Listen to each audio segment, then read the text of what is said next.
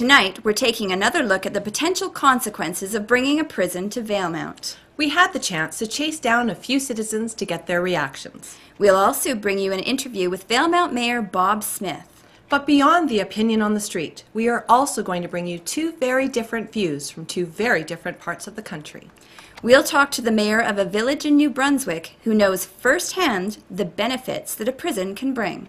And we will also speak to a doctoral student at Carleton University in Ottawa who says that studies show that prisons don't always bring the intended benefits. So let's begin with the people on the street. Here is what they had to say. So how do you feel about the proposal for the prison?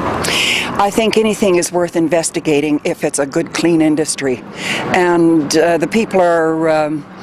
I know that people have fears and concerns, so the best thing to do is to do some research and have professionals here for a town hall meeting to answer all of their questions. But I think right now our economy is not doing well, as you know, since the mill closed, and so this is a possibility. And why not look into all possibilities, and who knows what'll work out? I think it is a good idea. We need some outside income, some industry here, and that's a good one. It's every year, it'll bring people here, it'll be jobs, it's a clean, so I support it. I don't think there's much point in it. I don't really think it's a good idea. They could probably make better things here than a prison. I don't think there's a whole lot of crazy criminals around this valley. I think the proposed prison's a good idea. The proposed prison will bring some employment, much needed employment to the valley. Really difficult for any of our young people to make mortgage payments working in the service industry, and a prison has some qualities that'll certainly help out with some of our accelerated building costs. Jobs. Everything's about jobs. Think of the prison guards that would have to live here. There'd be shift work, 24-hour. The building construction. And I mean, it'd be something interesting, Pinoca's known for its mental institute. We could be known for our prison. A community need more enterprises, and also this is a good thing. Prisons are necessary. If it is not in Valemount, it will be in McBride or in Prince George or in somewhere else in the country, and it is for the people. It is for the people. It has to be somewhere. I've got mixed feelings. I see there would be lots of education they could provide to put people to work here. But I've got children. If somebody gets out, what do you do then? I believe that you should at least try to rehabilitate people. But I think I would probably say that if it had to come through, you accept it, you deal with it, you do the best you can. Any concerns about a prison in such a small town? And the sort of the social factor? No, I have had discussion recently with people that lived in towns where there were prisons, and one of the things they found were that the prisoners, if there is an escape, for instance, the first thing they want to do is get further away from that facility. The only thing that it may bring in some of the people that are visiting prisoners, some may have questionable backgrounds, but no, I think the prison's a good idea.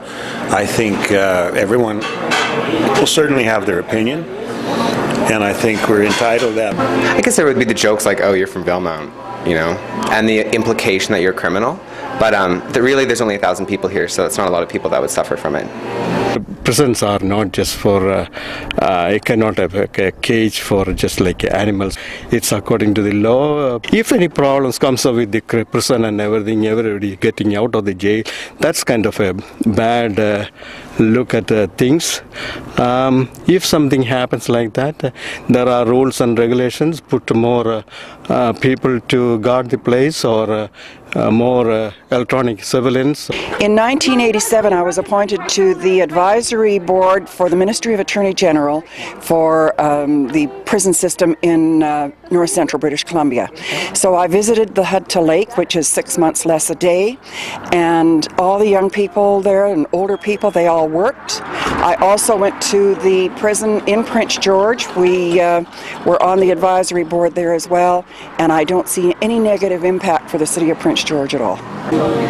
in light of my generation and the previous generation selling our communities down the road with the large forest companies, this is a good chance to This is really an answer to the demise of the forest industry. put something back. It'll help. It's not an answer, but it'll help. Do you have to be 19 to work there? That's my question. So I'd work at a prison in a heartbeat. That's a cool job. That's correct. People should always make their decision on information, accurate information, and not rumors. Thanks. Some very positive responses. Few nays, some mixed feelings, and some people are calling for more information to make an informed decision. I wonder if Mayor Smith continues to be as positive about the project as he was last week. Let's find out. Reporter Andrew McCracken spoke with him yesterday.